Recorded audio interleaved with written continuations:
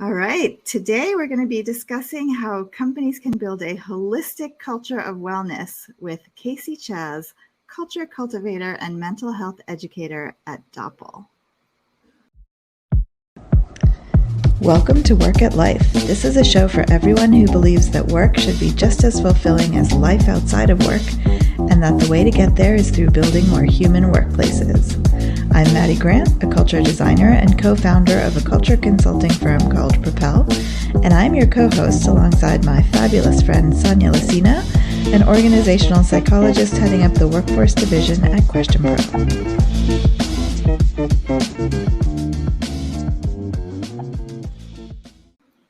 Hi, everybody. So we are here with Kasey, who is one of my favorite people in the whole entire world. And I'm not even joking, like literally probably very, very high up on the list, really.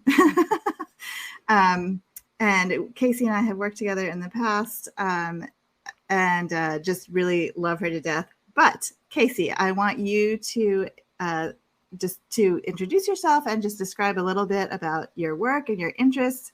And then we'll get into our culture of wellness topic. Yeah, absolutely. I mean, that was quite possibly the best intro ever. So we're going to go downhill from here. But hi, I'm Kasey.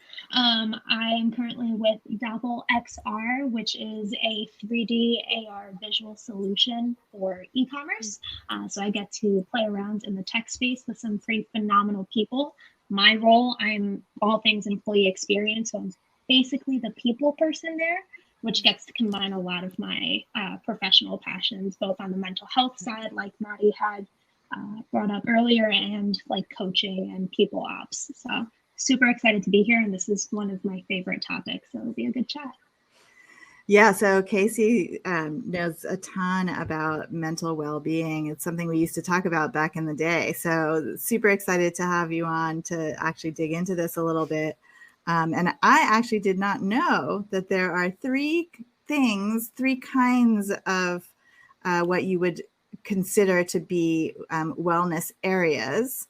And we have, as always, a data point or two to kick us off and to like describe that a little bit. So Sonia is here to start that convo and share the data with you.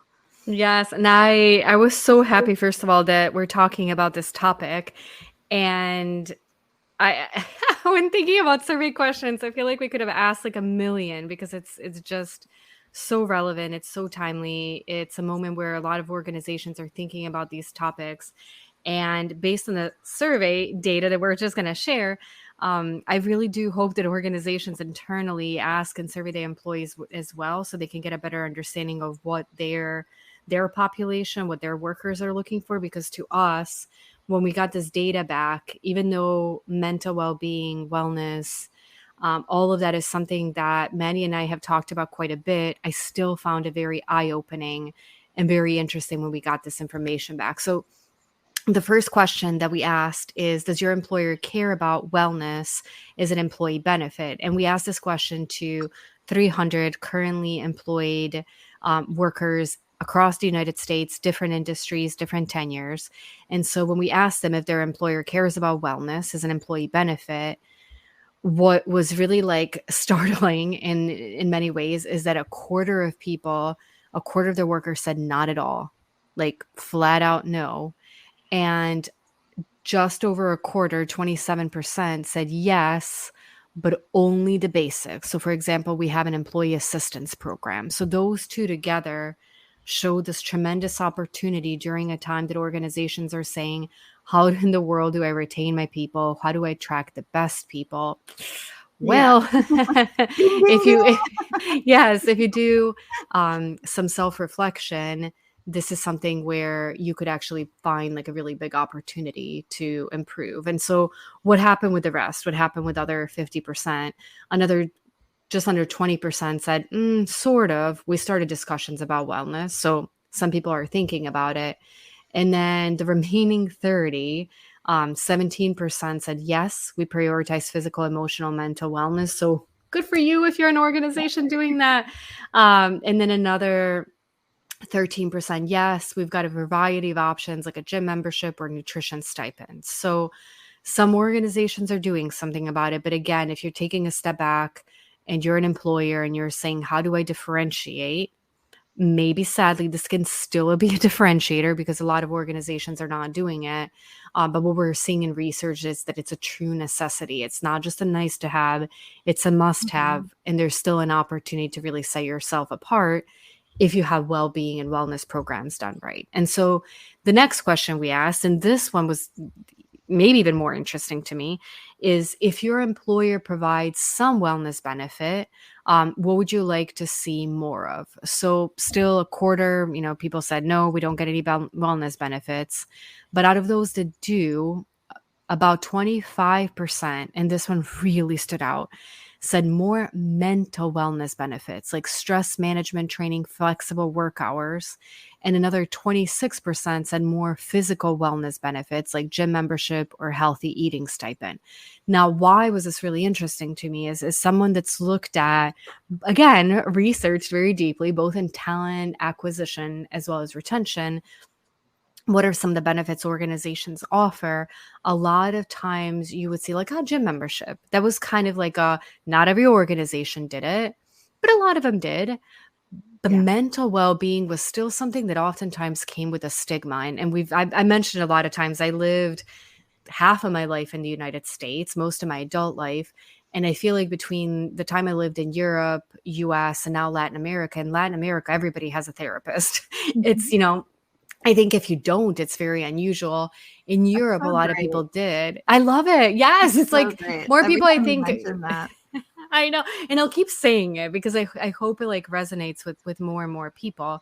And so the last one, and this is the one that I'll love for Kasey, for you to talk more about, because this was a learning point for me, is that about 12% of people said they wanted more emotional wellness benefits. So like employee assistant programs, meditation apps.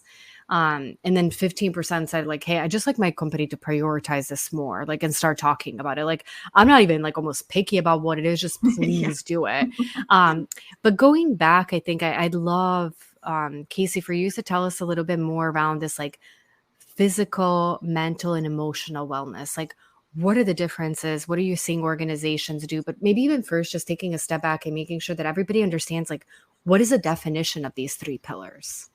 Yeah, absolutely. It's always interesting stepping into this conversation because when we think health, when we think wellness, we think our physical shell, right? So I'm working out and I'm eating right and I'm getting 8 hours of sleep. So that equates to being well and having peace health.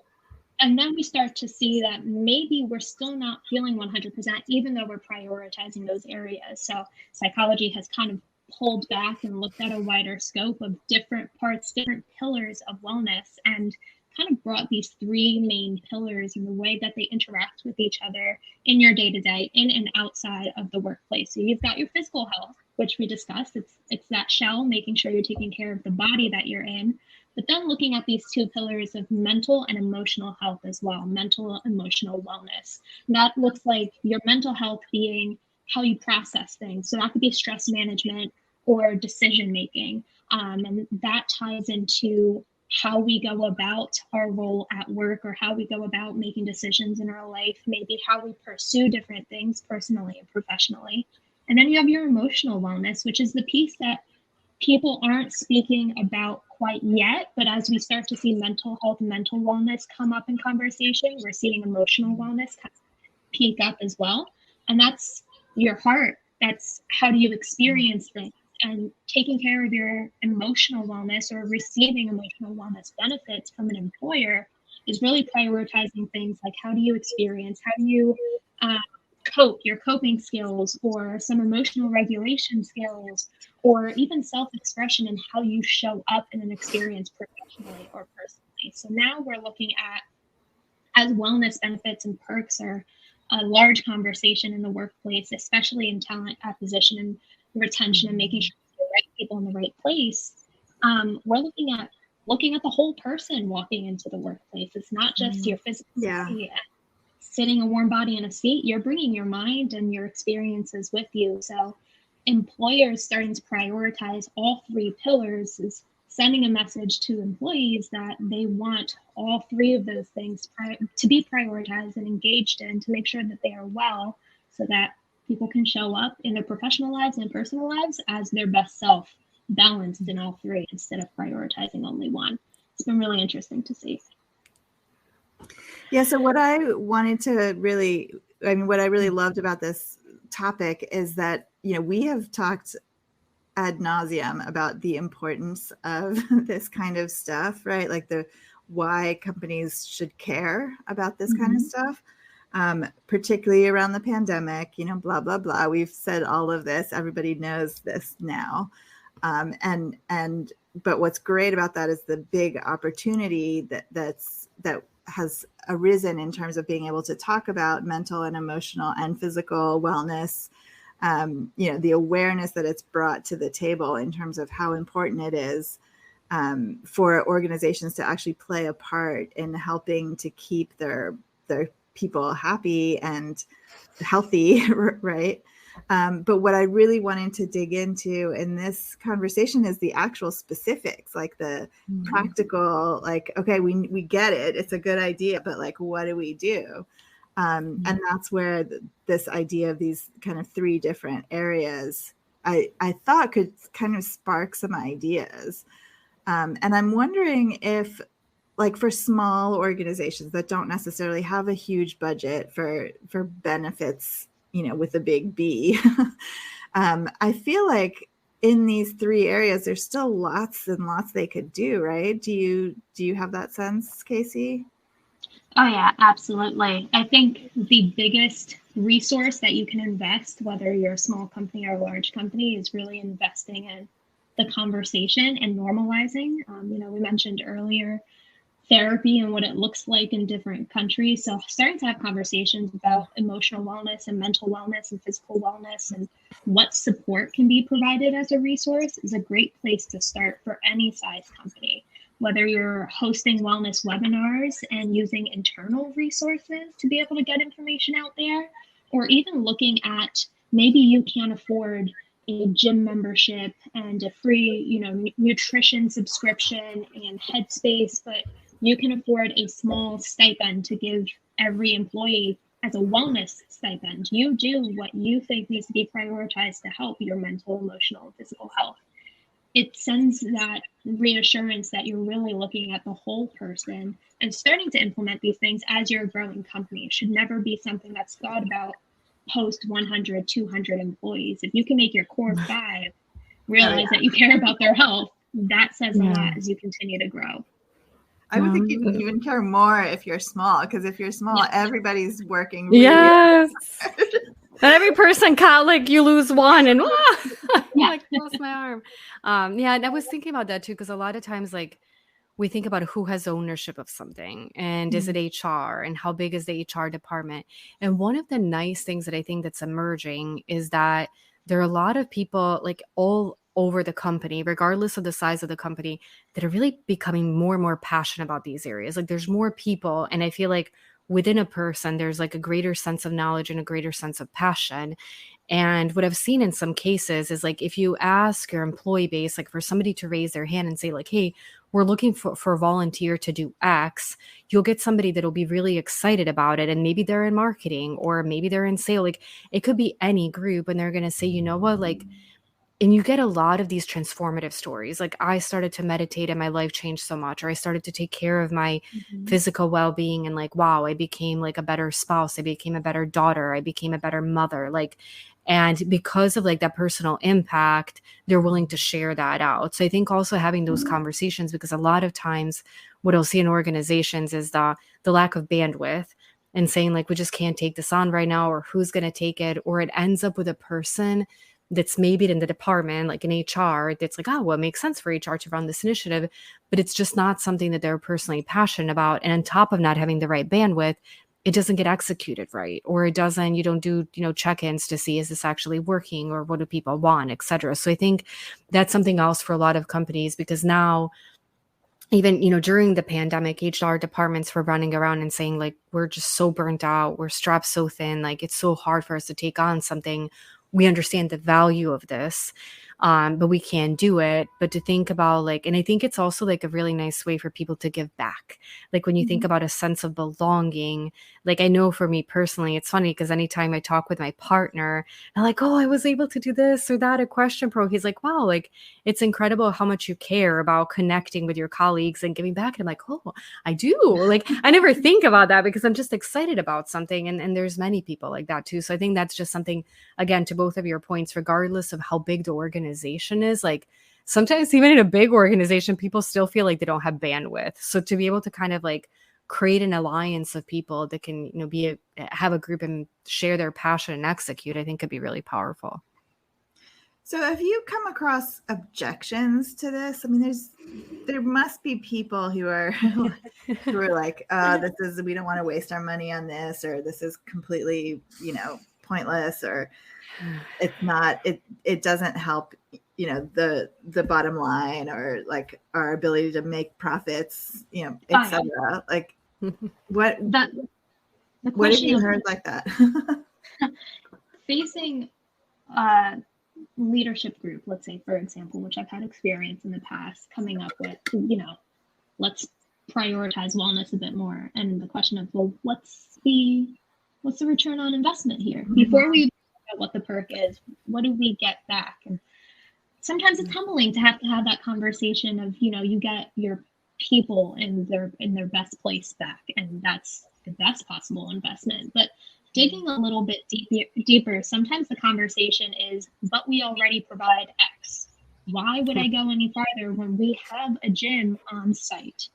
And the reality is that having a gym is a great start, and it's a focus on physical wellness, but it's not accessible for everyone. It's not going to benefit everyone's wellness. So you may think that supplying a gym helps the whole, but then survey your people and find out that only 5 people use it.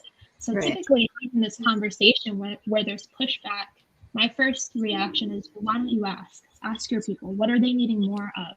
Where are they having difficulty finding their own, you know, wellness perks, or where are they lapsing that they need just some support filling the gap? Because for some people, a wellness perk might be babysitting and childcare at the office. For other people, that might just be a group gratitude journal month challenge instead of a Fitbit challenge. So until you talk to your people about what they need, you can't really just decide that it's not worth it.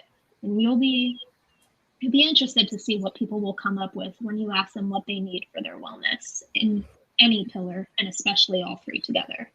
Yeah, I mean, that's why I love these pillars so much, because it just immediately gives you ideas beyond the gym and, you know, the obvious things. And you can come up with, I mean, childcare, like how perfect is that? Like that's a stress relief right there.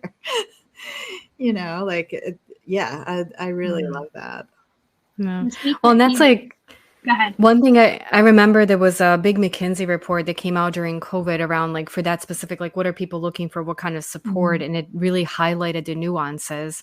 And I know like in all the conversations Maddie and I have had about culture and the differences, and oftentimes how executives experience culture versus like entry-level employees and everybody in between.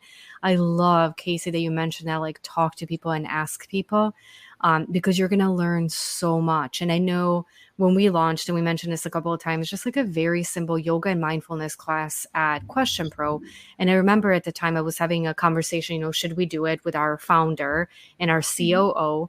And they were like, well, you know, I think it makes sense. Like, you know, let's see if people go, and, you know, let's track the numbers. And I went back, and of course we're a survey company, so we survey and we get that data. But on top of that, anecdotally, even like this is what also really resonated with. So survey data is what like initiated all of this. People saying like, we want this, we want more support with wellness. These are some of the ideas we have. So that was great. But then it was also really interesting because I said, you know, anecdotally asked a few people, and I had like somebody on my team say, oh, my husband went by my calendar and said like, yoga and mindfulness, what's that? She said, oh, my company organizes that. And he's like, oh, that's amazing. And just that one comment like made them perk up. And like, you guys don't understand, like even, like some people come, not everyone, of course. You can't get everyone even to like a mandatory company meeting. But just the fact that the organization is allowing you to take that time, is organizing something, has all of this like residual impact and employment brand. And so that's why it's important, one, to ask, because to your point, Kasey, like I think of like gym on premise and I'm like, man, even when I used to go in the office, like I would have to bring in this huge duffel bag because for those of you who don't see me, I've got a lot of hair and I have really dark bags under my eyes. So I need to put some makeup on that. And so if I go and I work a real sweat, like I can't just throw clothes back on and go back to the office. Like, no way. Or get on public transportation and take the train home. Like some cleaning up has to happen. And so to me, like the physical gym was never really as useful, but to, some of my colleagues it was. So having that conversation and that understanding, and that's why at the beginning, I even said like the data that we shared, I loved it because it resonated so much on the different needs that people have. But also that information is going to be very different organization by organization because the demographics are different. The culture is different. Today, the philosophy is different. Like, are you actually asking your people to come into the office more? Can they work from home? Like, what is the setup? And a lot of times for people to feel heard has a huge impact. So but I love like also like what Maddie was saying too, the diversity of the pillars, and it provides an organization, I think, so many options for how they can contribute and participate. It's not like you've got to do these 3 things and it's like, oh man, it is really expensive or it is really time consuming. Like, no, like probably the number of options you have is limitless. And speaking of that, I don't know if you've like seen or read about like some particularly like, and we got it even in our survey data, little like some cool ideas. Like, hey, maybe like if you haven't thought of X, like you would want to think about that, or maybe ask her employees who would be interested in why. Have you seen like some kind of like off the beaten path, quirky ideas for what organizations are doing? Yeah, some organizations are treating this, and you kind of mentioned it earlier, as like a mutual share of passions. So instead of hiring a yoga instructor to come in on Friday morning to the office or to hop on Zoom and teach everyone, finding out more about what other individuals do with their own wellness and allowing them to give back. So we've got, Cindy from IT who might teach her peers a yoga class, or we've got Caleb from engineering who is really into cooking, who will sit down and go through like, this is how I meal prep, and finding a way to almost exchange not only provides the wellness perks without this large financial or time investment, but now you're creating bonds between your people. There's also the call out that I sometimes have to remind companies, if you have an insurance provider that you work with, talk to them, because there are so many different programs that are connected through Cigna, through United, where it could be financial wellness classes, or there may be a discount to a national gym. And it's not something that needs to come straight from you. It's already provided, just not spoken about enough. Your EAP services. If I were to ask a company how many people understood what an EAP was and how it would help everyone and not just someone going through crisis, I'm looking at like less than 10% of the people having the full education. So just making sure that you're tapping into your people and the resources that already exist before Googling different like wellness providers and different online classes that you can pay for to provide for people. You have an abundance of knowledge and passion and different perspectives on wellness right within your bubble that you should tap into first.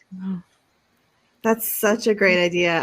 I really love the idea of because you learn more about people, right? So it taps into diversity and diversity of experience and just all kinds of different ways for people to get to know each other, which of course leads to belonging, which we all want, right, in our organizations. So just realized we are just about at time. I can't believe this conversation has gone so fast, as always. But Kasey, do you have like a final thought for our listeners today? I would say no matter where you are in the organizational structure, before you dive into the conversations about wellness perks and what you want or what you want to provide, your number one emotional, mental wellness perk to provide a strong foundation for this is trust. So make sure you're fixing any cracks in trust within your organization and building that bond and that relationship back up so that individuals feel comfortable speaking up about what they need and what they can provide, and continue to break down that stigma around mental wellness or emotional wellness so that it can meet our physical wellness ideation. But that's about it. And I'm so grateful to have been here.